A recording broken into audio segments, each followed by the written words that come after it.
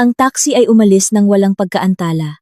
Ang driver ay punctual, tahimik, sanay sa mga pasaherong negosyante. Si Valerie ay umupo sa likurang upuan, binuksan ang listahan ng mga gawain sa kanyang telepono, at sinuri itong muli sa kanyang isip.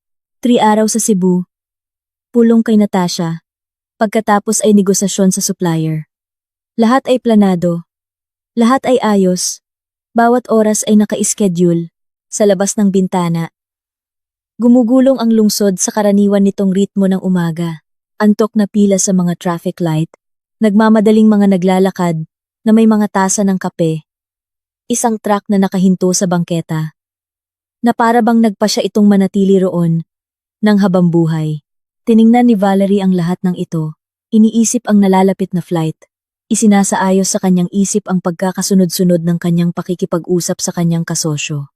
2 taon na siyang nagtatrabaho sa kumpanya ng kanyang ama, hindi lang para sa panlabas na anyo. Marunong siyang magplano, makipagnegosasyon, at hawakan ng ilang direksyon, nang sabay-sabay, nang hindi nawawala ang anuman.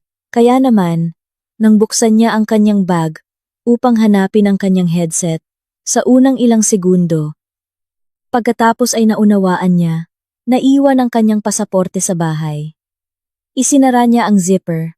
Pagkatapos ay binuksan itong muli. Isang walang kabuluhang kilos. Ngunit hindi niya ito matanggal. Hindi lumabas ang pulang pabalat. Kagabi, matapos i-print ang boarding pass, gustong ilagay ni Valerie ang dokumento sa kanyang bag. Ngunit naistorbo siya ng tawag ng kanyang ama. Automatiko niyang inilaga ang dokumento sa istante, sa pasilyo sa kanan ng salamin, sa isang uka sa ilalim ng lalagyan ng susi. Inilagay niya ito. Naisip niyang ilalagay sa bag, pagkatapos ng tawag, at pagkatapos ay nakalimutan niya na lang. Kailangan kong bumalik, sabi niya sa driver.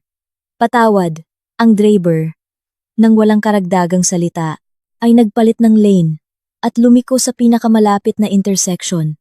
Binuksan ni Valerie ang app ng ruta, at tinantiya ang oras. 20 minuto papunta doon, 5 minuto sa loob, 25 minuto pabalik. Sa posibleng traffic, lumabas na mayroon pa siyang reserba. Hindi malaki, ngunit sapat. Bumuntong hininga siya at inilagay ang telepono. Mas mabilis ang daan pa uwi. Alam ng driver ang shortcut sa mga eskinita at nakarating sila sa loob ng 17 minuto. Nagbayad na si Valerie ng maaga. Hiniling na maghintay sa harap ng gusali at pumasok. Sa elevator, hawak na niya sa kanyang isip ang kinakailangang dokumento. Narito, kukunin niya ito mula sa istante. Ilalagay niya ito sa gilid na bulsa. Lalabas siya pabalik sa kotse. Ang mga iniisip niya ay mas mabilis kaysa sa realidad. Ganito lagi kapag nagmamadali siya. Nakakandado ang pinto ng apartment. Nagtatrabaho si Dennis mula sa bahay ngayon. Karaniwan ay kakatok siya sa pinto. Ngunit ngayon ay kinuha niya ang susi ng apartment mula sa kanyang bulsa. Tahimik na pinaikot ito sa susian, at tahimik na pumasok. Sa pasilyo, agad niyang nakita ang pinagbalikan niya. Ang pulang pabalat ay nakahiga sa istante doon mismo, kung saan niya ito inilagay. Akma siyang kukuha ng dokumento, nang marinig niya ang boses ng kanyang asawa mula sa silid tulugan. Nag-uusap si Dennis sa telepono, hindi malakas, na may kakaibang lambot sa intonasyon na alam ni Valerie na walang pagkakamali. Hindi tono ng negosyo. Hindi tono ng bahay. Iba. Mainit ng walang dahilan. Mapagmahal. Nang walang pagtawag. Umalis siya papuntang airport kamakailan, sabi niya. Kinuha ko ang mga susi ng kanyang bahay bakasyunan. Maninirahan ka muna doon? Huwag kang mag-alala. Hindi siya babalik mula doon bago ang linggo. Halik. Isang paghinto. Isang mahinang tawa. Pagkatapos ay ang tunog ng paglalagay ng telepono sa nightstand. Nakatayo si Valerie sa pasilyo, na may pasaporte sa kamay at hindi gumagalaw. Sa unang ilang segundo, ang kanyang ulo ay gumagana, nang mas mabagal kaysa sa nararapat. Ayaw niyang buuin ang isang kumpletong larawan mula sa mga individual na salita. Pagkatapos ay nabuo niya ito. Kinuha ang mga susi. Hindi kinuha. Hindi nakita iyon mismo ang tahimik na salita na sinasabi tungkol sa pagmamay-ari ng iba. Maninirahan ka muna doon. Hindi siya. Kundi, ibang tao. Hindi siya babalik mula doon bago ang linggo. Tungkol sa kanya mismo. Bilang isang hadlang na madaling alisin sa daan sa loob ng ilang araw. Bumuntong hininga siya. Pagkatapos ay dahan-dahan niyang inilagay ang pasaporte sa bulsa ng kanyang bag at lumabas ng apartment. Tahimik na sumara ang pinto. Walang nagbago sa silid tulugan. Sa elevator, tiningnan ni Valerie ang kanyang refleksyon sa metal na panel. Malabo at halos walang tampok. Isang silweta lamang na may madilim na batik sa halip ng mga mata. Buti na lang at walang normal na salamin dito. Ayaw niyang makita ang kanyang mukha ngayon. Naghihintay ang driver sa harap ng gusali. Gaya ng hiniling. Nagbago ang ruta. Sabi ni Valerie. Pagpasok sa sasakyan. Hindi tayo pupunta sa airport. Sinabi niya ang address ng bahay bakasyunan. Idinikta ang pangalan ng nayon. Sumandal sa pinto at tumitig sa labas ng bintana. Lumipas ang mga bakura ng umaga, mga swing na walang bata, mga basurahan, isang pusa sa bintana ng unang palapag. Mga larawang walang kahulugan. Basta backdrop lang. Basta syudad na walang pakialam. Sa loob, isang nakabibinging katahimikan. Kinuha niya ang mga susi. Hindi humingi. Hindi binanggit ng casual. Kinuha lang ng maaga at kalmado, habang nag-iimpake siya. Hindi ito isang bugso ng damdamin, o isang aksidenteng kapalaluan. Ito ay ugali ng taong matagal nang itinuturing na kanya ang pag-aari ng iba dahil sa kalapitan. Binili ng kanyang ama ang bahay bakasyunan. 15 taon na ang nakalipas, at nakapangalan kay Valerie. Sa paglipas ng mga taon, naging kanya na talaga ito. Naroon ang kanyang mga libro sa istante sa bintana. Ang kanyang mga guwantes sa hardin sa terrace. Ang kanyang paboritong silya sa tabi ng pugon, na may gasgas na paa, na laging ipinagpapaliban niyang ipaayos. Bihira si Dennis doon. Sinasabi na malayo ang biyahe, at masyadong tahimik ang kapaligiran doon. Gayunpaman, kinuha niya ang mga susi, kinuha niya ang kanyang telepono. Binuksan ang app, at kinansela ang kanyang flight registration. Pagkatapos ay sumulat kay Natasha. Nagbago ang mga plano. Ikukuwento ko mamaya. Mabilis na sumagot ang kaibigan. Ayos lang. Sumagot si Valerie ng oo, at inilagay ang telepono. Sa labas ng bintana, natapos ang lungsod, at nagsimula ang highway. Tumagal ang biyahe ng 40 minuto. Sinalubong siya ng tahimik na nayon. Walang katao-tao dito noong Miyerkules. Karamihan sa mga tao ay gumagamit ng kanilang mga bahay bakasyunan tuwing weekend. Huminto ang driver sa liko, patungo sa isang makipot na daan sa pagitan ng mga bakod. Hindi na ako makakadaan. Maglalakad na lang ako, sabi niya. Bumaba siya. Lumakad sa graba patungo sa kanyang bakod at huminto. Wala siyang susi sa bulsa. At alam niya ito, habang nasa kotse pa. Tumayo siya ng 1 segundo. Pagkatapos ay lumingon. At nagtungo sa kalapit na lote. Agad na binuksan ni Aling Nena ang pinto, na parang naghihintay. Maliit. Naka-apron na may harina. Abala sa pagmamasa ng kwarta mula pa kaninang umaga. Nakita niya ang kanyang kapitbahay. At ngumiti ng magiliw. Leroka, hindi ko inaasahan. Bihira kang dumating. Medyo nagbago ang mga plano. Sagot ni Valerie kay Aling Nena. Pwede po ba akong umupo dito sa inyo? Nasa asawa ko po ang mga susi. At darating po siya sa loob ng mga 3 oras. Nakakahiya namang tumayo sa labas. Anong pinag-uusapan? Pumasok ka. Kakaluto lang ng ensaymada ko. Mayroon din akong suman. Pumili ka ng kahit ano. Ang kusina ay maliit, mainit, may bintanang malabo sa ibabaw ng lababo, at isang bulaklak sa bintana. Ang bintanang iyon ang direktang nakaharap sa bakuran ni Valerie. Sa gate, sa daanan, sa veranda, at sa bahagi ng terrace. Alam niya ito noon pa, simula nang sabihin ng kanyang kapitbahay kung paano niya inaalagaan ang kanilang bakuran kapag wala ang mga may-ari. Pinili ni Valerie ang upuan, sa tabi ng bintana, ipinaliwanag na gusto niyang tingnan ang isang bagay sa kanyang telepono. Mas maganda ang screen kapag may ilaw sa gilid. Hindi tumutol si Aling Nena. Nagtimpla ng mainit na kape at nagsimulang maglagay ng mga tinapay sa plato. Nag-usap sila tungkol sa wala. Tungkol sa panahon na sa wakas ay umayos. Tungkol sa puno ng mansanas na kailangang putulin sa taglagas. At tungkol sa mga kapitbahay. Sa tapat na mayroon na namang manok. At ang mga tandang ay tumilaok. Nang masyadong maaga sa umaga, na nakakaistorbo sa tulog. Sumasagot si Valerie. Tumatango, kumakain, at pinupuri ang pie na may repolyo. Malakas ang kape barako. May saktong tamis at pait na aftertaste. Lumipas ang oras. Nagkukuwento si Aling Nena tungkol sa apo ng kapitbahay na dumating upang tumulong sa paggawa ng sauna at nagtrabaho ng kailangan pang muling gawin ang kalahati ng pundasyon. Pagkatapos ay tungkol sa kartero na ngayon ay dumarating lang tuwing Martes at Huwebes. At kung makaligtaan mo, kailangan mong pumunta sa syudad para sa isang rehistradong sulat. Nakikinig si Valerie. Sumasang-ayon. Sumasagot sa tamang lugar. Kinuha ang ensaymada. Kinagat. Ang lambot ng tinapay. Ang tamis ng tinunaw na keso. Hindi mo ito mabibili sa tindahan. Gawa sa kamay. Niluto ng may pagmamahal. At hindi tulad ng mga walang lasang tinapay na puno sa mga supermarket. Itinabi niya ang plato at muling tiningnan ang gate ng kanyang bakuran. Tahimik pa. Pagkatapos ng isa pang oras, narinig niya ang makina. Isang pamilyar na tunog. Masyadong pamilyar para magkamali. Pagkatapos ay kumislap ang metal. Sa likod ng mga puno, ang kotse ng kanyang asawa ay lumiko sa kanilang gate at huminto sa harapan. Bumaba siya mula sa driver's side na naka-light jacket. May mga susi sa kanyang daliri.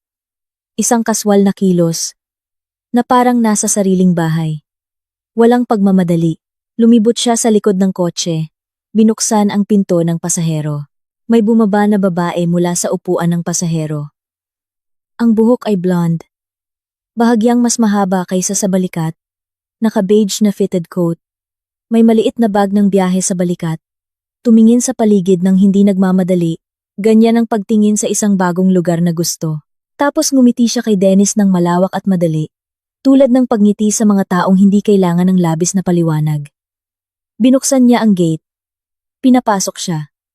Naglakad sila sa daanan. Patungo sa beranda. Doon sila tumigil. May sinabi ang babae at tumawa. Yumuko si Dennis sa kanya at hinalikan siya. Hindi lang casual. Dahan-dahan. Tunay na halik sa labi. Tahimik na kumukuha ng video si Valerie. Hindi nanginginig ang telepono sa kanyang palad.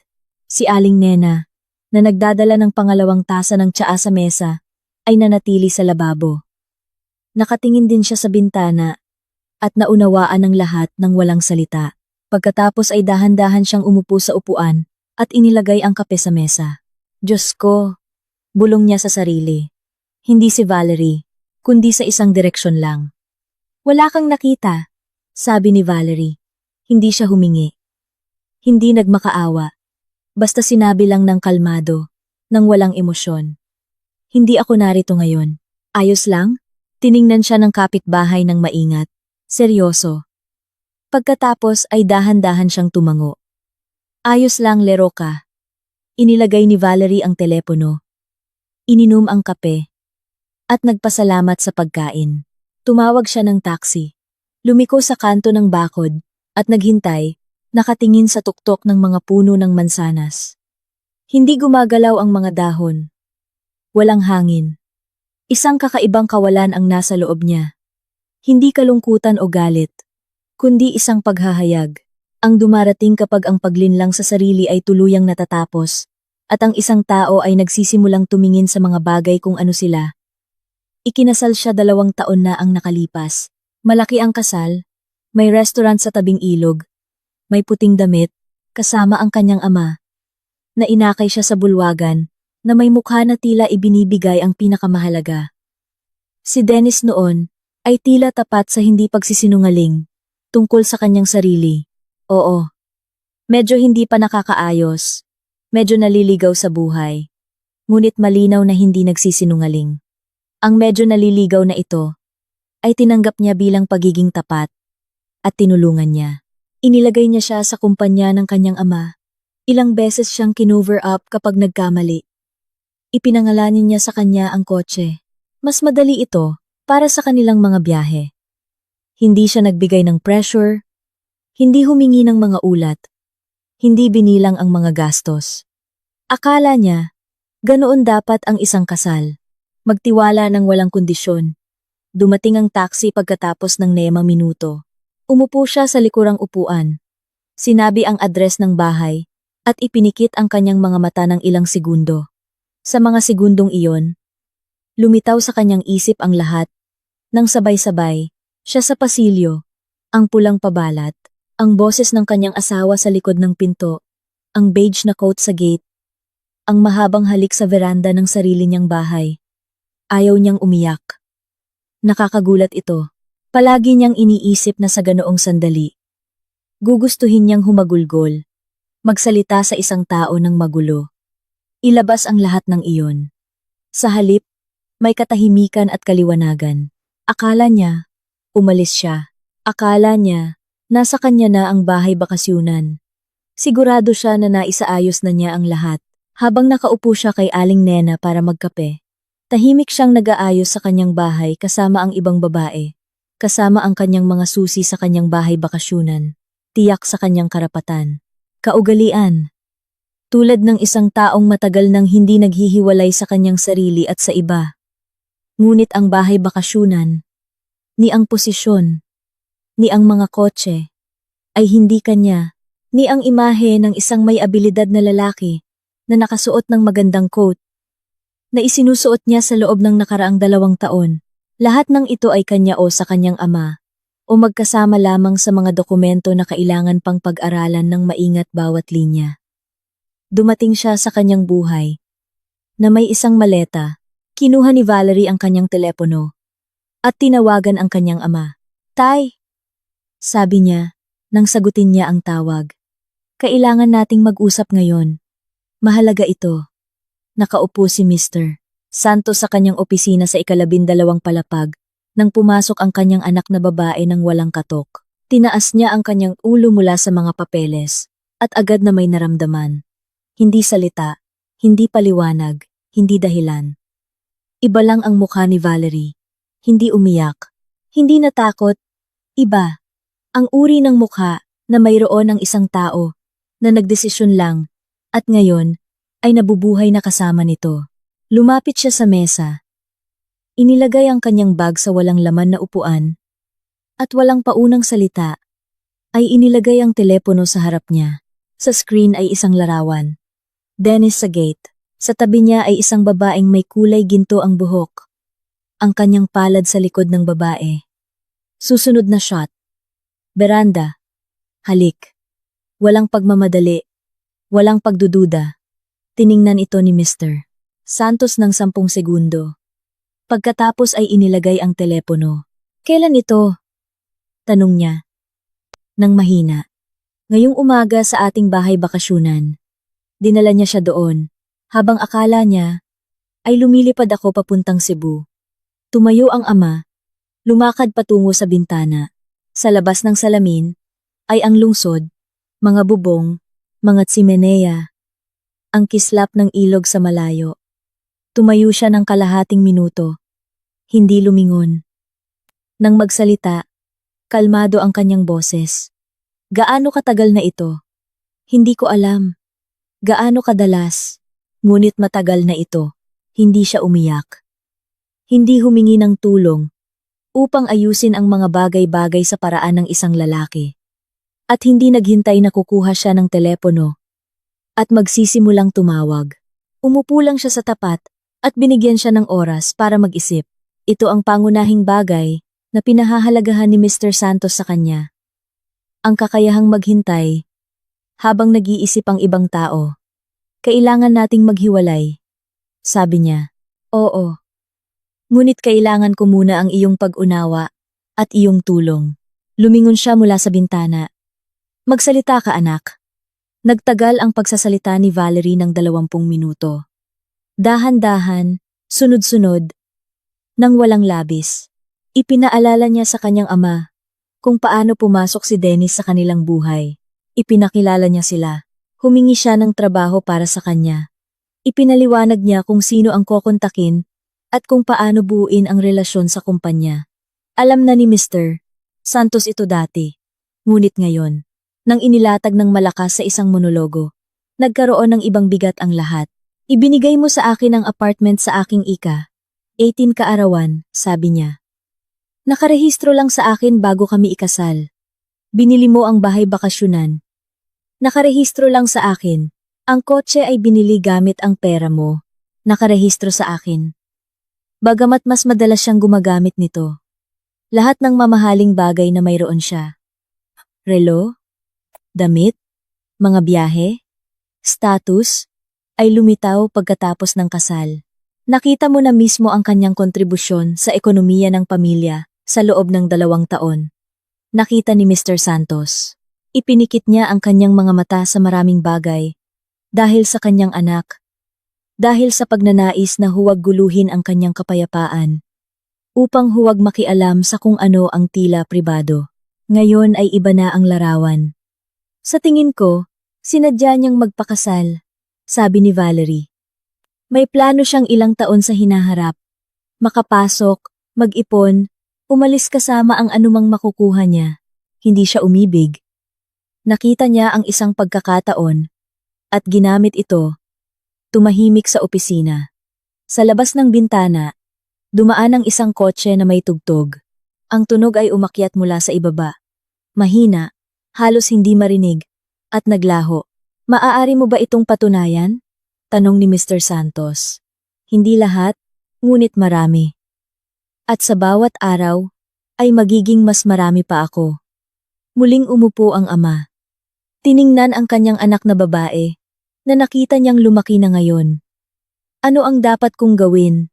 Dito, nagsimula nang magsalita si Valerie sa ibang paraan.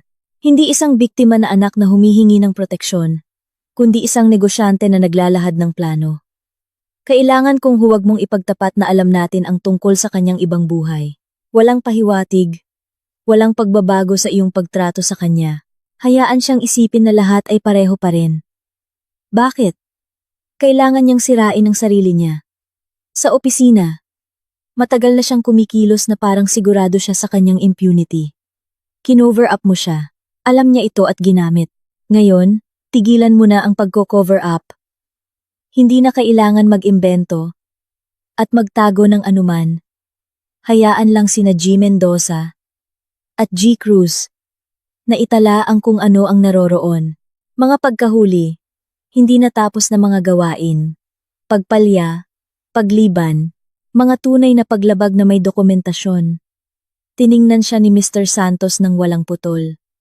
Kapag mayroon na tayong sapat na papeles para paalisin siya, nang walang panganib ng kaso, sisantihin natin siya, ngunit hindi bago at hindi dahil sa pagiging kamag-anak, kundi ayon sa batas, na may mga akta at pirma.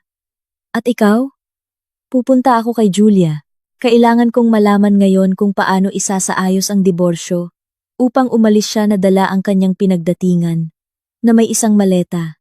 Sandaling tumahimik si Mr. Santos, pagkatapos ay nagsalita ng mahina. 2 taon ko siyang tiningnan. Habang nagtatrabaho siya. O sa halip, habang hindi siya nagtatrabaho. Akala ko, bata pa at walang karanasan masasanay siya. Akala ko, para sa kapakanan ng aking anak, dapat bigyan ng oras ang tao.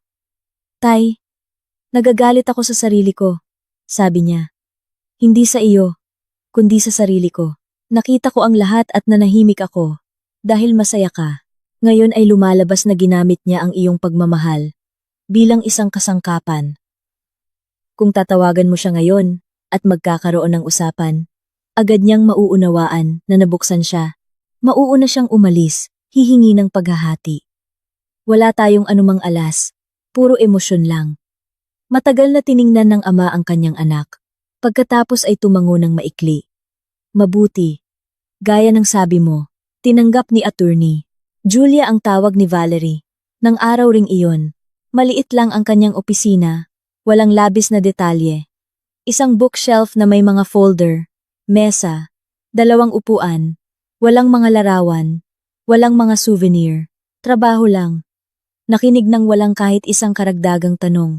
Pagkatapos ay tinanong niya, kailan natanggap ang apartment? Paano ito naitala? Ibinigay ng ama, bago ang kasal. Sa akin lang. Pareho din ang bahay bakasyunan. Binili ng ama, nakarehistro sa akin bago ang kasal. Ang kotse ay nakarehistro sa akin. Binili habang kasal, ngunit gamit ang pera ng aking ama. Ito ay mas komplikado na. Tumango si Julia. Ang sasakyan ay technically maituturing na pinagsamang ari-arian. Kung binili gamit ang magkasanib na pondo, sa panahon ng kasal, ngunit kung mapapatunayan nating ang pera ay ibinigay ng iyong ama, malaki ang pagbabago ng posisyon. Aayusin ko ang mga dokumento. Sige. Ngayon, tungkol sa kanyang kontribusyon, nagtrabaho siya sa kumpanya ng ama. Nagtrabaho sa posisyon na nakuha niya sa pamamagitan ko. Ang kanyang sweldo ay napupunta sa pangkalahatang badyet ng pamilya. Sandaling tumahimik si Valerie. Ang kanyang sweldo ay napupunta sa kanya sa karaniwan. Paglalakbay, mga gamit, libangan. Ako ang sumasagot sa mga pangkalahatang gastos sa apartment. Mahalaga ito. Kung ang kanyang tunay na kontribusyon sa pagbuo ng ari-arian ng pamilya ay napakaliit, ito ay isang argumento na hindi mapagpasyahan, ngunit may bigat. Gumawa ng nota si Julia. Mayroon pa ba? Mga magkasamang account, pautang, malalaking pagbili sa kanyang pangalan. Walang pautang, walang malaki sa kanyang pangalan. Kung gayon, mahina ang kanyang posisyon sa paghahati. Ang apartment at bahay bakasyunan ay hindi bahagi ng paghahati. Ito ay personal na ari-arian. Bago ang kasal, ang kotse ay pinagtatalunan. Ngunit malulutas. Ano ang maaari niyang hilingin? Ito ang bahagi ng naipon sa loob ng 2 taon ng magkasamang buhay. Pero kung halos wala naman silang pinagsamahan, wala siyang hihingiin. At ang pagtataksil, may epekto ba ito? Sandaling inilagay ni Julia ang panulat. Sa batas ng pamilya sa Pilipinas, ang mismong pagtataksil ay hindi direktang nakakaapekto sa paghahati ng ari-arian. Ngunit mahalaga ito ng hindi direkta. Una, ang mga ebidensya ng pag-uugali ng asawa ay maaaring magamit kung susubukan niyang ipakitang siya ang biktima. Pangalawa, kung mapapatunayan na ang pera ng pamilya ay ginastos sa pagpapanatili ng kabit, ito ay batayan upang humingi ng kabayaran mula sa kanyang bahagi. Kinuha ni Valerie ang kanyang telepono at ipinakita ang mga larawan. Tiningnan ni Julia ang mga ito ng dahan-dahan. Pagkatapos ay inilagay ang telepono na para bang ito ay isang dokumento lamang ng negosyo. I-save mo ito. Kakailanganin mo. Nag-usap pa sila ng 1 oras. Sa pagtatapos ng usapan, naunawaan ni Valerie ang estratehiya. Huwag magmadali sa paghaharap ng kaso. Maghintay hanggang mawalan ng trabaho si Dennis at mawala ang kanyang pangunahing argumento. Ang posisyon at kita. Ihanda ang lahat ng papeles ng maaga. At ihaharap sa tamang sandali. Kapag wala na siyang suporta ng kanyang mga kamag-anak, ni ang mga levers ng pamimilit. Paglabas mula sa opisina ni Julia, huminto si Valerie sa lobby ng elevator. At ilang segundo lamang na nakatayo. Nakatingin sa saradong pinto ng elevator.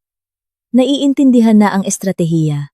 Naka-schedule na ang mga gawain. Ang kailangan na lang ay ipatupad ng may pasensya, ng walang pagkabigo, ng walang kahit isang labis na salita. Kinuha niya ang telepono, hinanap ang kontak ni Dennis, binuksan ang huling mensahe. Sumulat siya sa tanghali. Nakadating ka na? May tandang pananong. Na may pamilyar na pag-aalala sa anyo. Na walang kahulugan. Sumagot siya. Oo, ayos lang ang lahat. Susulat ako ng mas detalyado mamaya. Pindutin ang send. At inilagay ang telepono. Hayaan siyang isipin na lahat ay nangyayari. Ayon sa kanyang script. Hayaan siyang mag-relax pa ng kaunti. Sa sumunod na ilang araw, naging perpekto ang pag-uugali ni Valerie. Tinawagan ng asawa tulad ng dati. Sinasagot ang mga mensahe. nanirahan sa bahay ng ama. Bumalik sa bahay sa takdang oras, kunwari ay mula sa Cebu, na may maliit na souvenir, na may kwento tungkol sa pagkikita ng kaibigan. Sinalubong siya ni Dennis sa pasilyo, na may baso ng alak, at tanong kung paano natapos ang negosasyon. Ngumiti siya, at nagkuwento ng neutral, at nakakumbinsi. Walang kahina-hinala siyang napansin. Kinaumagahan, habang nag-aalmusal, tiningnan ni Valerie ang mga susi ng kanyang kotse. Nakapatong ito sa gilid ng kanyang mesa, tulad ng dati. "Makinig ka," sabi niya, habang nagbubuhos ng kape. "Naalala ko. Matagal ko nang nagugustuhan ang isang modelo. Tinitingnan ko pa. Hindi pa ako nagdedesisyon. Kung ibebenta ang kotse, sapat na ang kita kasama ang malaking dagdag. Para sa isang bagay na talagang prestigious. Hindi ka ba nagsasawa sa pagmamaneho ng parehong kotse?" Tinaas ni Dennis ang kanyang ulo. Kumislap ang interes sa kanyang mga mata. "Anong modelo ang ibig mong sabihin?" "Hindi ko pa sasabihin. Gusto kong sorpresahin ka. Sabihin mo lang, hindi ka ba tutol na ibenta ang kasalukuyan?" Nagkibit balikat siya. Kaswal, flattered. Ang isang tao na inaalok ng mas mahusay na bagay ay hindi tumatanggi. "Hindi ko tututulan. Kotse mo rin naman." Sa huli, malumanay na pagtatama ni Valerie at ngumiti sa kanya sa buong mesa. Iyon mismo ang ngiting iyon. Kalmado, mainit, walang kahit isang lamat, ang pinakamahirap para sa kanya, sa lahat. Pagkaraan ng isang linggo, nabenta ang kotse.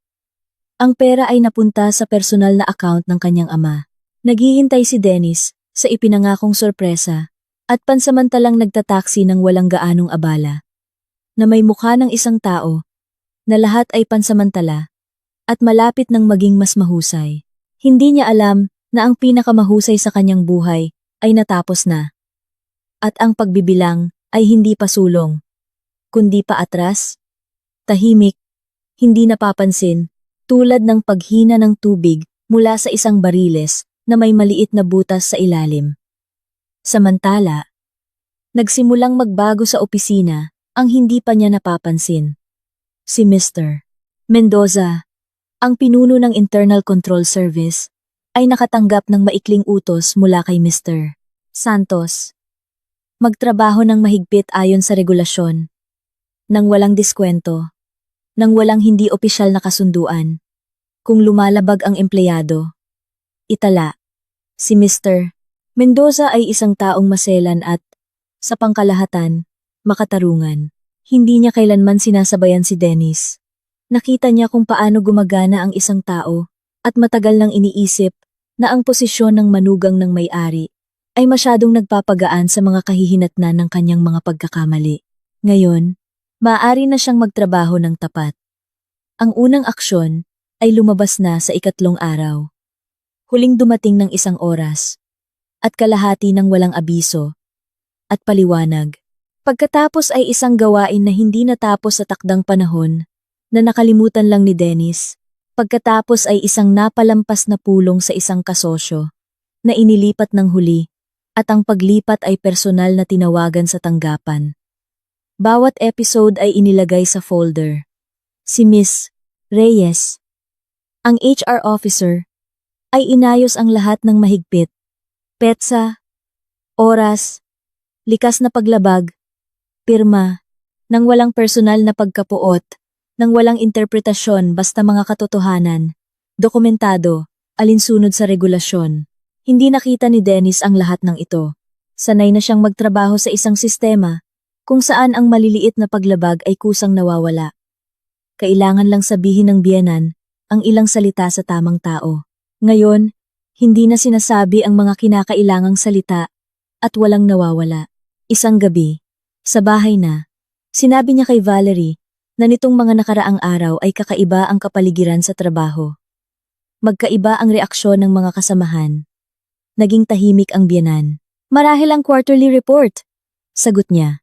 Hindi inaalis ang tingin sa libro. Karaniwan ay hindi maganda ang mood ni Papa sa panahong ito. Tumango si Dennis. Okay lang sa kanya ang bersyon. Hindi siya naghahanap ng mga nakatagong motibo. Sanay na siyang ang mga paliwanag ay dumarating ng kusa at laging pabor sa kanya.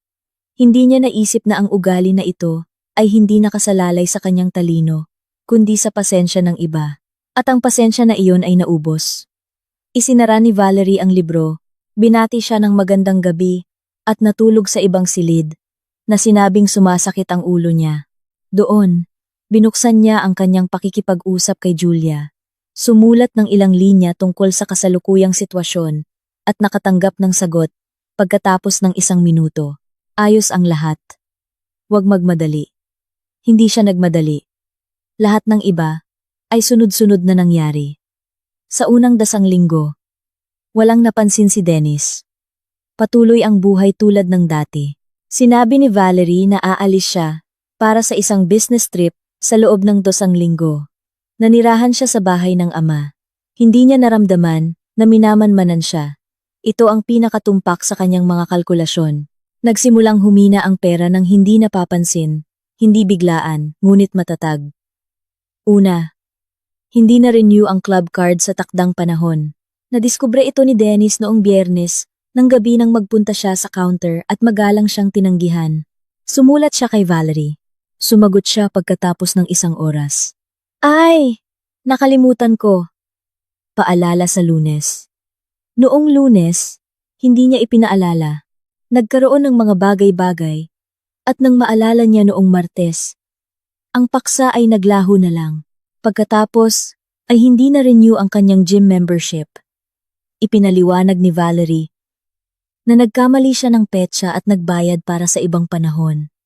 Kailangan lang maghintay ng kaunti. Napabuntong hininga si Dennis sa inis, ngunit nanahimik. Pagkatapos, kailangan nang kunin ang relo mula sa service center at walang sino man ang nag-ayos nito. Kailangan niyang pumunta ng personal na nakakainis. Hindi siya sanay sa ganito. Maliliit na bagay. Bawat isa ay walang kuwenta ng hiwalay. Ngunit dumarami sila. Pagkalipas ng 2 linggo, bumalik si Valerie sa apartment upang obserbahan ang mga pagbabago. Natulog siya sa ibang silid. Sinasabing labis na siyang humihilik at kailangan niyang matulog, hindi magdusa sa gabi. Nagkunwari siyang nagtatampo, ngunit hindi tumutol. Isang gabi, nakita niya sa refrigerator ang ibang uri ng beer. Mas mura kaysa sa nakasanayan niya. Maliit na bagay. Ngunit nang banggitin niya ito ng kaswal, sumagot si Valerie na kinuha lang niya ang anumang available sa tindahan, hindi niya pinansin. Kalmado at parang abala ang kanyang boses ng sabay. Ganoon ang sagot tungkol sa isang bagay na walang halaga. Hindi niya ipinagpatuloy. Isang araw sa hapunan, binanggit niya na bumalik ang isang kasamahan mula sa Italia at nagkuwento tungkol sa hotel. Malinaw ang pahiwatig. Tiningnan siya ni Valerie nang maingat at sumagot na hindi ito ang pinakamagandang panahon. Sa kumpanya ng ama, mayroong mga mahahalagang gawain at hindi magandang umalis ng matagal. Naiintindihan mo naman. Dagdag niya. Sabi niya, naiintindihan niya. Ngunit ang pag-unawa ay puno ng inis. Sa ibang pagkakataon, umuwi siya ng gabi na, at sa kakaibang masayang mood, malinaw na mula sa hapunan na tumagal. Amoy alak. Tinanong ni Valerie kung paano ang araw. Maikli niyang sinagot, at pumasok sa silid. Hindi na siya nagtanong pa, at hindi na nagbigay ng komento, basta hindi na nagpakita ng interes. Dati, lagi siyang nakakahanap ng bagay na pag-uusapan. Ngayon, wala na. Hindi na intindihan ni Dennis ang pagbabagong ito, ngunit naramdaman niya ito, sa labas ng kanyang pansin, na natili ang isang hindi malinaw na pagkabalisa, na agad niyang ipinaliwanag bilang trabaho. Komportable ang paliwanag, at doon siya tumigil. Samantala, maingat na idinokumento ni Valerie ang bawat ginastos niya sa nakalipas na mga taon. Mga resibo, bank statement, mga tala sa kanyang diary. Humingi si Julia ng lahat ng may kinalaman sa pera. Sino ang nagbayad para sa apartment? Sino ang nagbayad para sa mga joint trips? Sino ang nakapangalan sa huling renovation sa pasilyo? Malinaw ang larawan. Si Dennis ay gumagastos para sa sarili niya, minsan sobra pa. Si Valerie ang nagbabayad para sa lahat ng iba pa. Ang pinsan ni Valerie na si Elena ay dumating noong Sabado. Kunwari ay para lang kunin ang isang libro na hiniram niya ilang buwan na ang nakalipas. Nasa bahay si Dennis. Ang kapatid ay bumati sa kanya ng neutral, nang walang gaanong init na nakasanayan niyang makita sa kanya. Nagtungo siya sa kusina kasama si Valerie. Nagkulong sila doon ng mga 40 minuto, nag-usap ng mahina. Nang umalis si Elena, sinubukan niyang magbiro tungkol sa isang walang kuwentang bagay. Ngumiti siya ng magalang. At siya lang ang hindi nakakaalam na sa Sabadong pag-uusap sa kusina, ay sinabi ni Valerie sa kanyang kapatid ang lahat. Hindi humingi ng payo. Nagbahagi lang. Dahil mahirap itong solohin. Nakikinig si Elena. Hindi nakikisabat.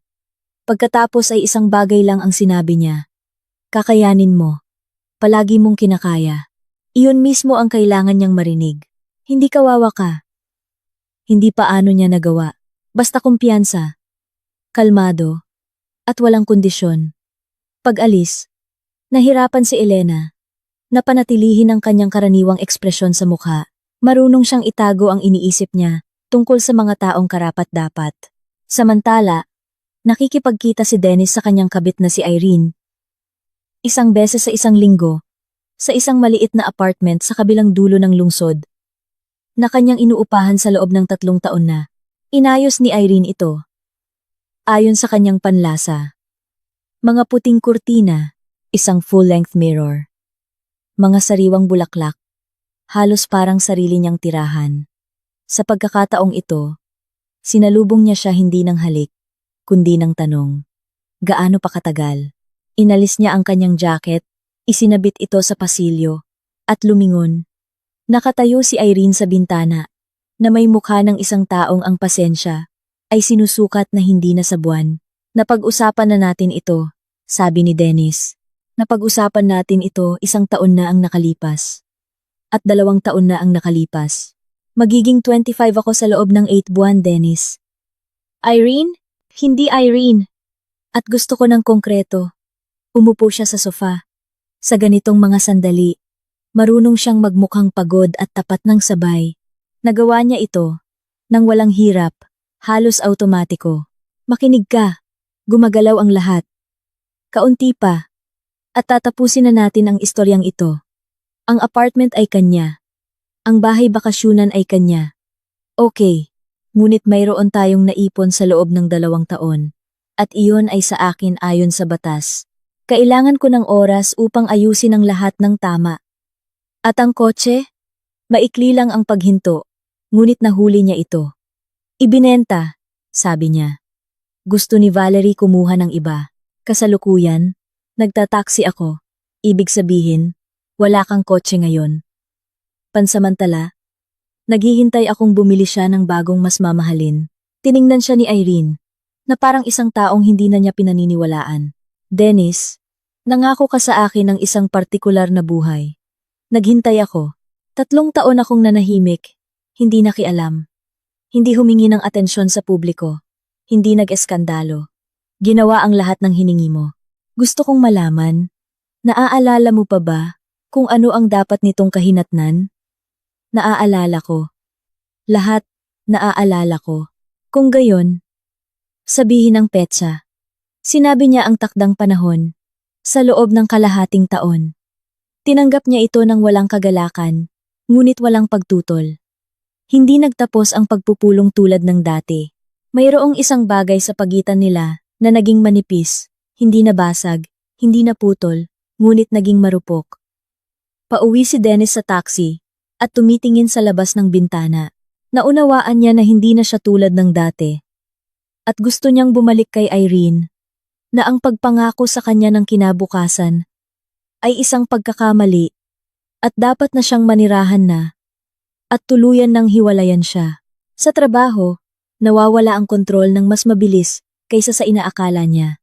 Matagal nang sanay si Dennis na ang kanyang posisyon sa kumpanya ng kanyang biyenan ay hindi lang isang trabaho, kundi isang posisyon. Status. Iyon ang sinasabi tungkol sa kanya sa mga pagpapakilala. Nang higit pa sa kaya niyang sabihin tungkol sa sarili niya. Alam niyang gamitin ito sa mga negosasyon, sa mga hapunan para sa negosyo, sa mga pag-uusap sa mga taong hindi alam ang mga detalye. Nagtatrabaho ako sa istruktura ni Mr. Santos. At pagkatapos noon, hindi na kailangan pang magpaliwanag ng anuman. Hindi kailangan si Dennis doon bilang isang espesyalista, kundi bilang isang manugang, na para sa kanya ay gustong panatilihin ng may-ari ang kapayapaan ng kanyang anak. Hindi na epektibo ang kondisyong ito, ngunit hindi pa rin naiintindihan ni Dennis na nawala na ang pundasyon. Patuloy siyang nakatayo, ayon sa ugali, hindi tumitingin sa ibaba. Ang folder sa opisina ni G. Mendoza ay lumaki ng sistematiko. 3 akta tungkol sa pagkahuli na may pagtukoy sa oras ng pagdating. Isang memorandum tungkol sa isang nakanselang pulong sa isang kasosyo sa rehiyon. Tumawag mismo ang kasosyo at nagpadala ng formal na reklamo. 2 kaso kung saan hindi nagsumite si Dennis ng ulat sa takdang panahon ay hindi nagpaalam ng maaga. Isang ulat mula sa isang empleyado ng kalapit na departamento na naglalarawan ng isang pag-uusap na inilarawan niya bilang pagiging bastos. Binasa ni G. Mendoza ang mga materyales nang walang pagmamadali. Lahat ay malinis. Walang imbento na akusasyon. Walang pagpapalaki. Ang tao ay kumilos ng eksakto tulad ng dati. Tanging ngayon ay may nagmamanman sa kanya. Si Miss Reyes, ang HR officer, ay maingat na inayos ang bawat dokumento. Petsa, oras, likas na paglabag, pirma ng empleyado. Nang walang personal na pagkapuot, nang walang labis na salita, basta sinunod niya ang regulasyon. Sa isa pang pagpupulong, nagbigay ng mga gawain si Mr. Santos. Dumating siya kay Dennis, isinulat ito ng huli, at sumagot ng angkop. Lahat ay tulad ng dati. Ngunit sa huli, nang tumayo na ang iba, kalmado ang sabi ng biyenan. Dennis, manatili ka. Walang tao sa opisina. Umupo si Mr. Santos sa tapat at inilagay sa harap niya ang isang piraso ng papel. Isang opisyal na babala para sa paglabag sa disiplina sa trabaho. Mga partikular na insidente. Petsa. Pirma. Ano ito? Tanong ni Dennis. Unang babala. Basahin mo. Binasa niya. Nanatiling kalmado ang kanyang mukha. Ngunit sa likod ng kapayapaang iyon, may nagbago. Ginoong Santos, seryoso po ba ito? Dahil sa ilang pagkahuli, dahil sa sistematikong paglabag sa loob ng isang buwan. Nandoon lahat nakasulat. Dati, ay iba ang paglutas namin ng mga bagay na ganito. Dati, oo, sumang-ayon si Mr. Santos. Ngayon, iba na. Ang mga regulasyon ay sumasaklaw sa lahat nang walang pagbubukod. Kinuha ni Dennis ang papel, tumayo, at lumabas. Sa pasilyo, binilisan niya ang kanyang lakad. Mayroon siyang hindi tama. Hindi niya ito matukoy ng eksakto. Ngunit walang magandang nangyayari. Ang natitirang bahagi ng araw ay lumipas sa isang mekanikal na paraan. Sumasagot siya sa mga email. Nagkaroon ng isang tawag. 2 beses siyang lumabas sa hagdan. Normal na bumati ang mga kasamahan. Ngunit sa karaniwan na ito, mayroong isang bagay na hindi kapansin-pansin na nagbago. Walang bastos. Hindi umiiwas. Mas kaunti lang ang hindi kinakailangang pagbati, na dati ay kusang nakapalibot sa isang tao na malapit sa may-ari. Na parang may tahimik na tumulo. At naramdaman ito ng lahat sa paligid bago pa man niya maramdaman. Hindi niya maintindihan kung ano ang nangyari. At galit siya. Pauwi. Tinawagan niya si Valerie. Maikli ang usapan. Abot-abala siya at hindi makapag-usap. Pagdating sa bahay kinagabihan, tahimik siya. Naghanda ng hapag si Valerie. Tinanong, "Kumusta ang araw?" "Normal lang," sagot niya. Hindi na siya nagtanong pa. Habang kumakain, tiningnan niya ito at nag-isip. Walang espesipiko. Tiningnan lang. Ang kanyang katahimikan nitong mga nakaraang linggo ay kakaiba. Hindi nababahala. Hindi, Medyo mas nakatuon o walang pakialam. Tulad ng isang taong abala sa isang mahalagang bagay at maingat na tinatago ito. Hindi, kalokohan. Pagod siya. Kaya lang siya nag-iisip ng kung ano-ano. Nagbuhos ng tubig si Dennis. Tinanong kung may plano siya sa weekend. Sumagot siya na posibleng aalis siya kasama si Elena. Tumango siya.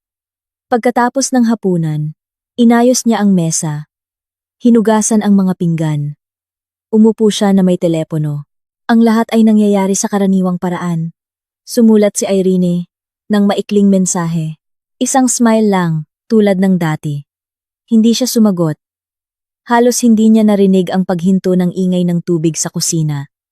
Basta sa isang punto, pumasok si Valerie sa silid, tahimik na inilagay ang isang bagay sa coffee table sa harap niya at umatras ng isang hakbang. Tiningnan niya.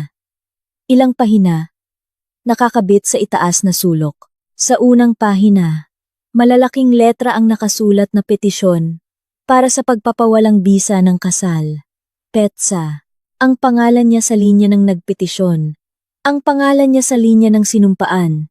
Sa ibaba ay mga nakapuno na patlang tungkol sa ari-arian, tungkol sa tirahan, tungkol sa kawalan ng mga anak. Hindi agad kinuha ni Dennis ang mga papel. Umupo at tinitigan ang mga ito ng 5 segundo. 10. Pagkatapos ay dahan-dahan niyang kinuha ang unang pahina. Binasa ang itaas na linya at ibinalik. Pagkatapos ay tiningnan niya si Valerie. Nakatayo siya sa harapan. Tuwid. Walang tensyon. Walang luha. Walang panginginig sa mga kamay. Tiningnan lang siya ng kalmado. Halos walang emosyon. Tulad ng pagtingin sa isang matagal nang ipinagpapaliban, ngunit sa wakas ay natapos na aksyon. Ngayon, mag-usap tayo ng totoo, sabi niya. Dumating na ang oras. Ang unang mga salita ni Dennis ay nakakagulat na mahina. Hindi siya tumalon. Hindi niya ibinato ang mga papeles sa sahig. Hindi niya itinaas ang kanyang boses. Kinuha lang niya ang mga pahina. Binuklat muli, ibinalik sa mesa, at tiningnan si Valerie ng matagal at mapanuring tingin. Na para bang nakita niya siya sa unang pagkakataon o, sa kabaligtaran, sinubukan niyang unawain kung kailan siya tumigil na maging ang taong akala niya. Seryoso ka ba? Tanong niya sa wakas. Oo. Bakit? May nagawa ba ako? May nangyari ba sa atin na hindi mo sinabi sa akin? Maganda ito. Kahit siya ay pinahahalagahan ito, na may malamig na pagtataka ng isang tao na alam na kung anong laro ang lalaruin, at patuloy pa ring sinusundan ang pagganap. Sabihin na nating, mayroon kang oras para mag-isip at maghanap ng magaling na abogado. Si Attorney Julia ang kumakatawan sa aking mga interes. Alam mo ang kanyang mga kontak. Valerie. Sandali. Tumayo siya. Inilagay ang kanyang mga kamay sa likod. Lumapit sa bintana. Seryoso ba ito? Basta na lang nating sisirain ang lahat ng ating itinayo? Wala akong sinisira. Tinatapos ko ang isang bagay na mali. Mula pa sa simula. Katahimikan. Pagkatapos ay lumingon siya. At may nagbago sa kanyang mukha. Nawala ang lambot. Ang natira ay mas matigas at mas tumpak. Mabuti! Gusto mo ng diborsyo? Sige. Ngunit nauunawaan mo ba na ang kasal ay tumagal ng 2 taon at sa panahong ito ay nag-ipon tayo ng pinagsamang ari-arian. May karapatan ako sa kalahati. Kalahati ng ano eksakto. Kalahati ng apartment. Bahagi ng bahay bakasyunan. Ang pera mula sa pagbebenta ng kotse. Dennis, putol niya. At sa kanyang boses ay walang galit, kundi pagod lamang sa pagpapaliwanag ng halata. Hindi ka ba marunong sa batas? Ang apartment ay ibinigay sa akin bago tayo ikasal. Ang bahay bakasyunan din. Ito ay personal na ari-arian bago ang kasal. Hindi ito hinahati. Ang kotse ay binili ko gamit ang pera ng aking ama. Wala na ito. Nabenta na ito. At ang pera ay naibalik sa aking ama. Ano ang balak mong hatiin? Tumahimik siya. Pagkatapos ay nagsalita muli. Sa ibang paraan na may diin. Mayroong mga pinagsamang gastos. Naglaan ako sa bahay na ito. Nagtrabaho ako ng 2 taon sa kumpanya ng iyong ama. At may halaga din ang aking paggawa. Ang iyong paggawa ay binayaran ng sahod na ginastos mo sa iyong sarili. Hindi totoo yan. Ito ay dokumentado, sabi niya. Mga bank statement, resibo, tseke. Gumagana na si Julia sa mga materyales na ito. Kung gusto mong tumutol sa korte. Tiningnan siya ni Dennis hindi na may pagtataka, kundi may kahawig ng galit na pinipigilan pa. Naghanda ka? Oo. Matagal na.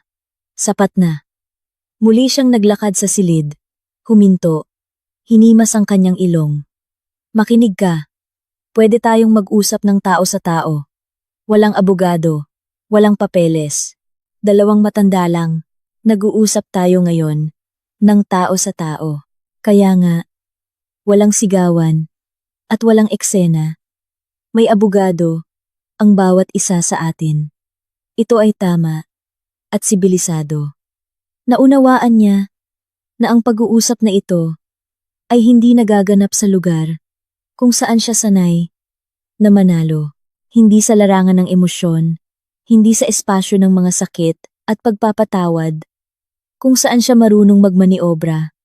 Ang espasyong iyon ay wala rito. Okay, sabi niya sa wakas, tahimik, tulad ng isang taong umaatras pa, ngunit hindi sumusuko. Okay, tingnan natin kung ano ang sasabihin ng korte. Tumango si Valerie at lumabas ng silid.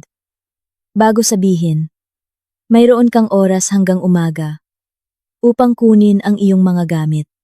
Pagkatapos ay iwanan mo ang mga susi sa nightstand at magkita tayo sa korte. Kinabukasan, umalis si Dennis bago pa magising si Valerie. Hindi iniwan ang susi, kinuha niya ito. Mabilis na nakahanap si Dennis ng abogado. Sa pamamagitan ng isang kaibigan na nagrekomenda ng isang matalino. Nakinig sa kanya ang abogado. Nagtanong ng ilang tanong tungkol sa ari-arian, isinulat. Pagkatapos ay tinanong, ang apartment ay nakapangalan sa asawa. Ang bahay bakasyunan din. Nabenta na ang kotse bago isampa ang kaso. At ano ang nasa pangalan mo? Tanong ng abogado. Naisip ni Dennis. Mga personal na gamit. Bahagi ng muebles. Savings account. Investment. Securities. Hindi. Magkasamang ari-arian. Nakapangalan sa iyo. O sa asawa mo. Masyadong mahaba ang paghinto. Karamihan ay para sa kanya. Gumawa ng tala ang abogado. At ipinaliwanag na, sa ganitong mga paunang datos, mahina ang posisyon. Napakahirap na tutulan ang personal na ari-arian na natanggap bago ang kasal. Ang paghingi ng bahagi ng apartment na ibinigay bilang ari-arian bago ang kasal ay halos imposible.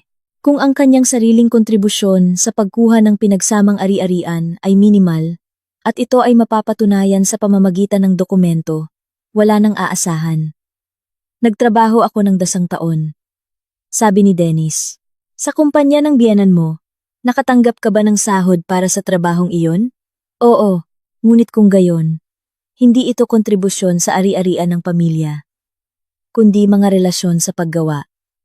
Isinara ng abogado ang kanyang notebook. Aayusin ko ang iyong kaso, ngunit kailangan kong babalaan ka ng tapat.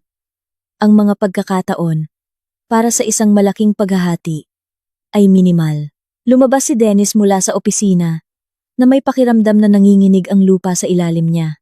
Lumipat siya sa apartment ni Irene, na hindi na niya kayang bayaran. Samantala, sa trabaho, may ibang proseso na natatapos. Sa nakalipas na 3 linggo, 2 pang akta ang nadagdag sa folder ni Mr. G. Mendoza. Isa ay tungkol sa hindi pagpasok sa trabaho sa araw na sinabi ni Dennis na may sakit, ngunit nakita ng isang kasamahan sa kalapit na bloke. Ang isa pa ay tungkol sa isang malubhang paglabag sa paglilipat ng mga dokumento sa isang kasosyo. Kulang ang pirma at napalampas ang mga takdang panahon. Nagpadala ng formal na reklamo ang kasosyo. Sinuri ni Mr. Pablo, ang corporate lawyer ng firm, ang lahat ng materyales. At nagbigay ng conclusion. May sapat na batayan para sa pagpapaalis sa ilalim ng artikulo. Sinunod ang pamamaraan. Mababa ang panganib ng pagtutol sa korte. Binasa ni Mr. Santos ang conclusion, inilagay ito sa folder, at hiniling sa kalihim na mag-schedule ng pulong kay Dennis bukas ng 10 ng umaga. Dumating siya ng eksakto sa oras, sa unang pagkakataon sa loob ng ilang linggo. Sa opisina, hindi lamang ang biyenan ang nakaupo, sa tabi niya si G. Mendoza. Sa dingding si Miss Reyes, na may folder sa kanyang tuhod. Nakita agad ito ni Dennis, at saglit na nag-alinlangan. Hindi pinatagal ni Mr. Santos. Umupo ka. Umupo si Dennis. Binuksan ni Miss Reyes. Binuksan ni Miss Reyes. Reyes ang folder, at inilagay ang mga dokumento sa mesa.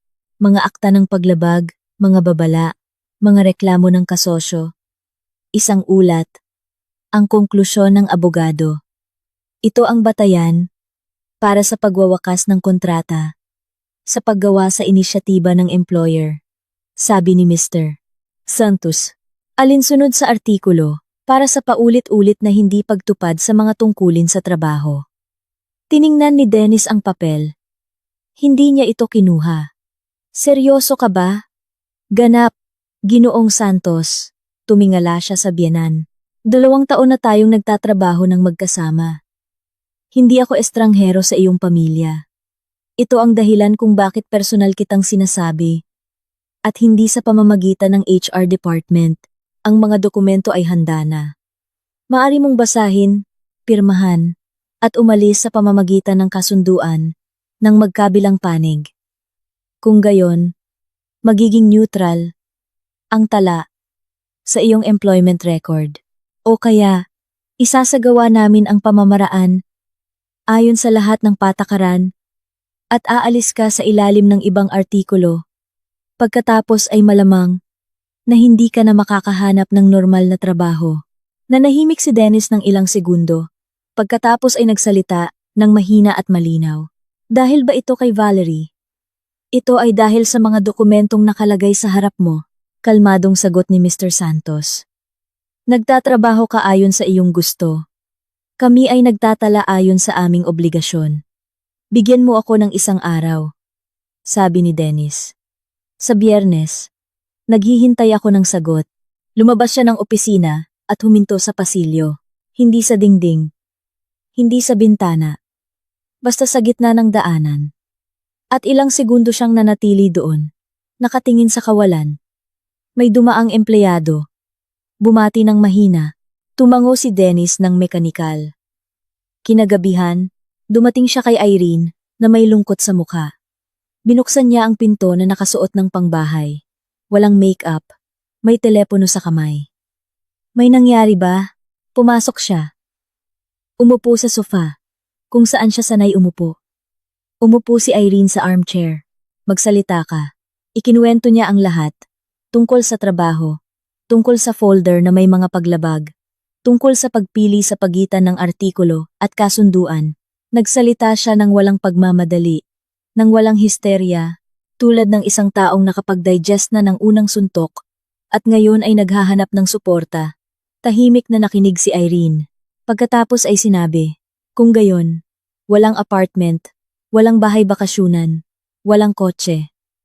At malamang, ay walang trabaho din. Pansamantala, makakahanap ako ng ibang lugar. Mayroon akong karanasan, mga koneksyon sa pamamagitan ni Mr. Santos. Sabi niya, na nawala mo lang. Tiningnan siya ni Dennis. Irene, huwag. Sinabi niya ito ng mahina, halos walang intonasyon. Dennis, halos 3 taon akong naghintay ng isang tao na may sariling buhay, sariling pera, sariling status. Ipinangako mo ito sa akin. Darating. Kailangan lang ng oras. Gaano katagal? Hindi siya agad sumagot, at iyon ay isang sagot. Kinuha ni Irene ang telepono mula sa mesa. Pagkatapos ay ibinalik ito.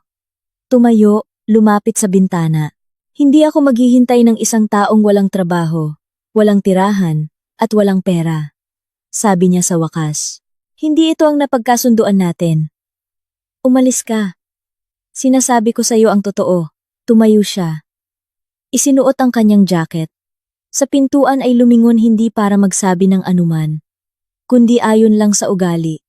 Sa inertia, nakatayo si Irene sa bintana at hindi siya tiningnan. Isinara ni Dennis ang pinto. Sa hagdanan, ilang segundo siyang tumayo sa dilim bago pindutin ang elevator button. 3 taon. 3 taon niyang iniisip ang isang huling imahe. Diborsyo, sariling tirahan, ibang buhay. Si Irene sa tabi niya. Pagkatapos ay handa siyang iwan si Irene at manatili kay Valerie. Ngunit nauna si Irene na iwan siya. Nag-arkila siya ng kwarto sa pinakamurang hotel. Noong gabing iyon, hindi siya natulog. Inisip niya si Irene, ang mukha nito sa bintana. Kung paano nito sinabi, hindi ito ang napagkasunduan natin, nang walang kalupitan, nang walang pagmamalaki. Basta bilang isang katotohanan. Sa loob ng 3 taon, siya ay para sa kanya, ay isang taong may kinabukasan. Ngayon ay naging isang taong may problema. Hindi malupit. Tapat. Kaya naman, ito ang pinakamasakit sa lahat. Noong Biyernes, pinirmahan niya ang kasunduan sa pagwawakas ng kontrata sa paggawa. Ang tala sa kanyang employment record ay nanatiling neutral. Maayos na inayos ni Miss Reyes ang lahat. Nang walang labis na salita, ibinigay sa kanya ang isang kopya ng mga dokumento. Si G. Mendoza ay nakipagkamay sa pasilyo ng maikli.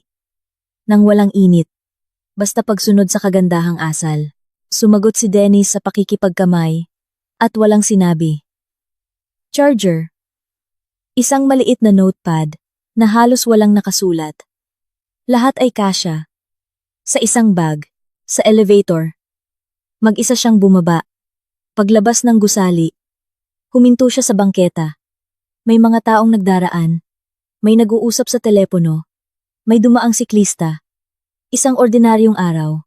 Walang nakakaalam kung ano ang nangyari at walang pakialam doon. Nagpasya siya. Kailangan niyang umuwi kay Valerie. Kailangan niyang subukang iligtas ang isang bagay. Mag-usap, magpaliwanag, maghanap ng kahit isang punto kung saan siya makakapag-umpisa muli, habang hindi pa huli, o kaya'y huli na. Ngunit mas mabuti ito, kaysa sa nakatayo rito at walang ginagawa. Umakyat siya sa palapag, binuksan ang pinto gamit ang kanyang susi. Hindi niya iniwan ito, gaya ng hiningi ni Valerie. Sa pasilyo, sa tabi ng nightstand, sa ilalim ng salamin, nakatayo ang isang maleta. Inayos ni Valerie ang kanyang natitirang gamit. Ang kanyang maleta, ang parehong luma na may leather na hawakan, na dinala niya noon dito. Maingat na sarado. Inilagay, upang hindi ito mapansin. Mula sa loob ng apartment ay walang naririnig na ingay. Tanging ang tik-tak ng orasan sa dingding. Nasa kung saan si Valerie, sa silid o sa kusina. Ngunit hindi lumabas. Hindi bumukas ang pinto. Hindi narinig ang boses. Basta maleta lang. Basta katahimikan. At sa katahimikan na ito, ang sagot sa lahat ng tanong na hindi pa niya naitatanong. Tinitigan ito ni Dennis ng matagal. Mas matagal kaysa sa kinakailangan upang maunawaan lang kung ano ang ibig sabihin nito. Tumayo siya sa pasilyo ng mga 5 minuto. Pagkatapos ay inalis ang kanyang jacket, isinabit sa kawit ayon sa ugali, mekanikal, at pumasok sa sala. Nakaupo si Valerie sa armchair na may libro. Tumingala nang pumasok siya. Hindi tumayo. Hindi agad inilapag ang libro. Tiningnan lang siya. Ano ito? Tanong niya. Tungkol sa maleta. Bagamat alam ng dalawa na naintindihan niya. Mga gamit mo. Walang labis. Walang sa iba. Sa iyo lang. Humingi ako ng mga susi noong nakaraang beses pa. Kung gayon, wala nang pag-asa na magbabago ang isip mo mula sa aking apartment, tahimik na pagtatama niya. Na kinumpirma ng titulo ng ari-arian, na may petsang 7 taon bago tayo magkakilala. Lumapit si Dennis sa sofa. Umupo. Mas masama ang tumayo, kaya umupo siya. Ipinatong niya ang kanyang mga kamay sa kanyang tuhod. Nakatingin sa sahig. Valerie, naiintindihan kong galit ka. Naiintindihan kong may dahilan ka. Ngunit hindi mo maaaring gawin ito ng ganito sa isang araw. Hindi sa isang araw. Tumagal ito ng ilang linggo. Hindi mo lang napansin. Tinaas niya ang kanyang ulo. Matagal mo na itong pinaplano. Oo. Mula pa sa simula, nang bumalik ka mula sa Cebu. At dinalhan mo ako ng walang kwentang souvenir na iyon. Noon pa man. Hindi ako bumalik mula sa Cebu. Hindi ako lumipad kahit saan. Noong araw na iyon, nasa bahay bakasyunan ako at tinitingnan ko sa bintana kung paano mo hinahalikan ang isang babae sa beranda. Ang katahimikan na sumunod doon ay may ibang kalidad kaysa sa lahat ng nauna. Hindi lang simpleng katahimikan, kundi isang sandali kung saan gumuho ang huling bersyon ng nangyari. Walang sinagot si Dennis. Tinitigan niya ito at sa kanyang mukha ay walang pagsisisi ni galit. Tanging pagod at isang bagay na kahawig ng pag-unawa. Tapos na ang laro at ang score ay hindi pabor sa kanya. Sino siya? Sabi ni Valerie. Wala nang halaga ang sagot, ngunit dapat itanong ang tanong. Matagal na. 3 taon bago kami ikasal. Tumango siya. Bahagyang ibinaba ang ulo. Hindi dahil sa hiya, kundi sa automatikong reaksyon. Kapag sumasagot sa mga tanong, kung wala nang itinatago, sinasadya mong magpakasal sa akin, sabi ni Valerie. Kalkulasyon, hindi damdamin. Nakita mo ang isang pagkakataon at ginamit mo ito. Muli siyang nanahimik. Iyon din ang sagot. Isinara niya ang libro, inilagay ito sa mesa, at tumayo. Ayaw ko ng mahabang usapan. Wala akong dapat ipaliwanag. Wala kang dahilan para magpaliwanag sa akin. Inihahanda ni Julia ang mga dokumento. Mayroon kang kanyang mga kontak. Umalis ka. Iwanan mo ang susi. Saan ako pupunta? Sa babaeng ito. O saan mo gusto? Naghiwalay na tayo. Problema mo na iyan. Lumabas siya sa kwarto. Sumara ang pinto. Naiwan si Dennis mag-isa sa sala. Matagal pa siyang nakaupo. Halos hindi gumagalaw. Sa labas ng bintana, dumilim. Sa ibaba, umingay ang isang kotse. Pagkatapos ay tumahimik. Tahimik sa apartment. Tumayo si Dennis sa pasilyo. Tiningnan ang sarili sa salamin. Pagkatapos ay inilagay ang mga susi sa istante. Kinuha ang maleta at lumabas. Sumara ang pinto sa likod niya, na may maikling tunog. Ang proseso ng diborsyo ay tumagal ng mahigit 2 buwan. Maingat itong pinangasiwaan ni Attorney Julia, nang walang pagmamadali at walang labis na salita. Sinubukan ng abogado ni Dennis na tutulan ang ilang posisyon. Iginiit na ang kotse ay pinagsamang ari-arian, at ang pera mula sa pagbebenta nito ay dapat hatiin. Nagbigay ng mga dokumento si Julia. Ang sasakyan ay binili gamit ang pondo ng ama ni Valerie, na naibalik din sa kanya. Ang pagtatangka na humingi ng bahagi ng kabayaran para sa paggamit ng apartment ay mabilis ding natapos. Nagbigay si Valerie ng titulo ng ari-arian, na may petsang matagal na bago ang kanyang unang pakikipagtagpo kay Dennis, at mga bank statement na nagpapatunay na ang lahat ng gastos sa utility ay binayaran mula sa kanyang personal na account. Sa pagtatapos ng proseso, wala nang natitirang epektibong argumento si Dennis. Nakuha ni Dennis ang kanya personal na gamit, isang maliit na halaga bilang bahagi ng naipon sa loob ng 10 taon, ang bahaging hindi matututulan sa anumang sitwasyon. Ang halaga ay maliit, hindi mapaminsala, basta maliit. Tulad ng nararapat sa isang taong halos nabuhay sa pera ng iba. Hindi nagdaragdag sa pangkalahatang badyet. Samantala, si Irene ay namuhay sa sarili niyang buhay. Hindi niya tinawagan si Dennis. Pagkatapos ng pag-uusap sa bintana, hindi nagsulat. Hindi sinuri ang kanyang status sa mga messenger. Mayroon siyang tirahan. Nakahanap siya ng trabaho upang hindi manatili sa isang tao na nabigo ang plano. Marunong siyang bumitaw ng walang eskandalo. Sa puntong iyon, mahirap siyang sisihin. Kinaumagahan pagkatapos ng korte. Nang dumating si Dennis upang pirmahan ang natitirang mga dokumento, sinalubong siya ni Valerie sa negotiation room ni Julia. Nang walang ngiti, nang walang galit. Basta isang taong tinatapos ang isang gawain. Inilagay ang isang balot sa harap niya. Sa iyo ito. Binuksan niya ang relo. Cufflinks. Bakit? Basta mga gamit mo. Hindi ko binabawi ang mga regalo. Tinitigan niya ito.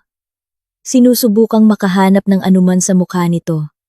Pagtuligsa, pagtatagumpay, pagnanais na magpaliwanag ng anuman. Wala siyang nakita. Kinuha ni Dennis ang balot, inilagay sa kanyang bulsa, nang hindi tinitingnan. Hindi mo ba itatanong kung kumusta ako? Hindi. Hindi ako interesado. Tumango siya. Kinuha ang panulat. Pumirma. Pagkatapos ay tumayo. At lumabas. Nang hindi nagpaalam. Nalaman ni Irene ang katapusan, pagkaraan ng ilang araw. Si Dennis mismo ang tumawag ng maikli, nang walang detalye. Sinabi niya na tapos na ang lahat. Na wala pa siyang disenteng tirahan, umuupa ng kwarto. Na naghahanap siya ng trabaho. Na gusto niyang makipagkita. Sandaling nanahimik siya. At sumagot na hindi ito ang pinakamagandang panahon. Tinanong niya kung kailan ang pinakamagandang panahon. Hindi siya sumagot. Basta sinabi niya lang, pansamantala, at pinutol ang tawag. Hindi malupit si Irene. Tapat siya sa kanyang sarili. Sa loob ng 3 taon, hindi si Dennis ang inaasahan niya, kundi ang katapusan na ipinangako niya. Sariling bahay, pera, status, buhay nang hindi kailangan pang magpaliwanag kung sino ka at saan ka galing. Si Dennis ay isang kasangkapan, hindi isang layunin. At nang huminto ang kasangkapan sa paggana, walang dahilan upang kumapit dito. Nalaman ni Mr. Santos ang pagpirma ng mga dokumento mula sa kanyang anak. Dumaan siya sa opisina sa pagtatapos ng araw nang walang dahilan. Uminom sila ng kape. Sa kanyang mesa, nag-usap tungkol sa kumpanya. Tungkol sa isang maliit na proyekto na pinangasiwaan ni Valerie nang mag-isa sa loob ng ilang linggo. Hindi nila binanggit si Dennis kahit minsan. Sa pintuan na, sabi ni Mr. Santos, "Ang galing mo." "Bakit?" tanong niya. "Nagtagumpay ka." "Anak ko." Ngumiti si Valerie. Idinagdag, "Lahat ay sa iyo." Bumaba siya sa elevator. Lumabas sa kalye. Isang mainit na gabi. Parang tag-init na talaga. Sa kalapit na bangko, nakaupo ang isang matandang babae. Sa tabi nito, may tumutugtog na musika. Huminto si Valerie sa bangketa. At ilang segundo lamang na nakatayo. Hindi siya nag-iisip ng anumang partikular. Basta nakatayo lang. Nararamdaman ang init ng aspalto sa kanyang talampakan. Nakikinig sa ingay ng kalsada. Pagkatapos ay kinuha ang telepono at sumulat kay Elena. Tapos na. Pumirma na. Agad na sumagot ang pinsan. "Pumunta na ako. Magluluto tayo ng hapunan sa iyo. O lalabas tayo." Tiningnan ni Valerie ang mensahe. At nakaramdam ng isang bagay na mainit at mapagkakatiwalaan. Ang nangyayari kapag naiintindihan mo na may mga taong malapit na hindi umalis at hindi aalis. "Halika sa bahay ko," isinulat niya. Dumating si Elena, nagdala ng pagkain, nagpainit ng takure, walang espesyal na sinabi. Umupo sila sa kusina at nag-usap tungkol sa mga walang kuwentang bagay, tungkol sa pelikulang napanood ni Elena kamakailan, tungkol sa wakas ay naayos na ang tubo ng mga kapitbahay sa itaas. Kung minsan, kusa itong humihinto. At sa mga paghinto na iyon, walang mabigat, basta katahimikan ng mga malapit na tao na hindi kailangan punan ang bawat segundo ng salita. Sa sumunod na mga linggo, unti-unting nagkaroon ng ibang ritmo ang buhay. Hindi masaya at hindi mabigat, basta sarili lang. Ang ritmo na ikaw mismo ang nagtatakda nang hindi umaayon sa anumang inaasahan at kaginhawaan ng iba. Nilipat niya ang mga muebles sa apartment, inayos ang isa sa mga aparador, at nakakita ng mga gamit na matagal na niyang hindi isinusuot at hindi na naaalala. Itinapon niya ang kalahati nang walang pagsisisi. Sa bahay bakasyunan, tinalitan niya ang kandado kinabukasan pagkatapos ng lahat. Pumunta siya doon sa unang weekend. Nakaupo siya sa terrace na may libro at kape. Nakatingin sa mga puno ng mansanas. Sumilip si Aling Nena sa bakod, ngumiti. Tinanong, "Kumusta?" "Mabuti." At totoo iyon. Hindi euphoria. Hindi ginhawa pagkatapos ng mahabang pagkapagod, kundi isang bagay na mas kalmado at mas malalim. Ang pakiramdam na matatag ang lupa sa ilalim ng kanyang mga paa, at lahat ng nasa paligid ay tunay na kanya. Hindi sa regalo ang mahalaga, kundi sa kanyang pinangalagaan. Isinara ni Julia ang kaso, at ipinadala ang mga panghuling dokumento na may maikling liham na kasama. Walang anumang labis doon, tanging listahan ng mga natapos na usapin at isang linya sa dulo. Masaya akong nakatrabaho ka. Huwag kang mag-atubiling makipag-ugnayan. Binasa ni Valerie. Inilagay ang folder sa istante. Naisip niya na 2 taon na ang nakalipas. Ay hindi niya kailanman inakala na magkakaroon siya ng ganoong folder, na may ganoong mga dokumento, na may ganoong kwento sa loob. Iniisip niya ito minsan, ang presyo na binayaran niya sa loob ng 10 taon. Hindi pera o ari-arian, kundi ibang bagay, oras, tiwala, ang enerhiya na ginugugol. Sa isang taong pinagkakatiwalaan mo, hindi ito maibabalik at hindi na kailangan pang bilangin. Ngunit maaari kang magpasya kung sino ang susunod na bibigyan mo nito. Hindi niya hinamak si Dennis. Masyado itong malaking paggastos ng emosyonal na lakas. Siya ay siya. Isang taong nakakita ng kanyang sarili bilang isang mapagkukunan at ginamit ito hanggat pinayagan. Pinayagan niya ng labis. Ito ang kanyang bahagi ng responsibilidad at tinanggap niya ito ng walang pagpapahirap sa sarili. Nalaman ang aral. Samantala, umupa si Dennis ng kwarto sa ibang distrito. Nakahanap ng trabaho sa isang maliit na kumpanya na walang nakarinig mula sa kanilang grupo. Ang sweldo ay 3 beses na mas maliit kaysa sa nakasanayan niya. Walang kotse, wala ring status. Mayroon siyang kwarto, trabaho, at isang maleta na may mga gamit na kinuha niya noong huling araw na iyon. Pumasok siya sa kanyang buhay na may isang maleta.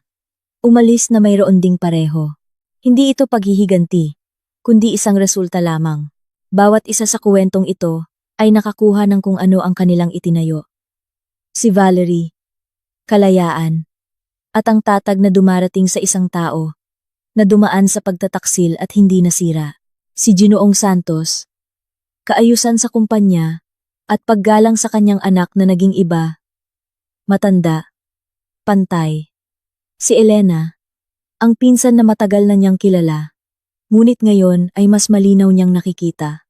Si Dennis, isang punto ng pagsisimula, isang malinis na pahina, nang walang suporta ng iba. Sa unang pagkakataon sa kanyang buhay, kailangan niyang buuin ang lahat ng mag-isa. Nang walang koneksyon ng biyenan, nang walang status na ibinigay ng kasal, nang walang suporta na ibinigay ng pamilya Santos. Ito ay tapat, marahil, kailangan pa nga ito.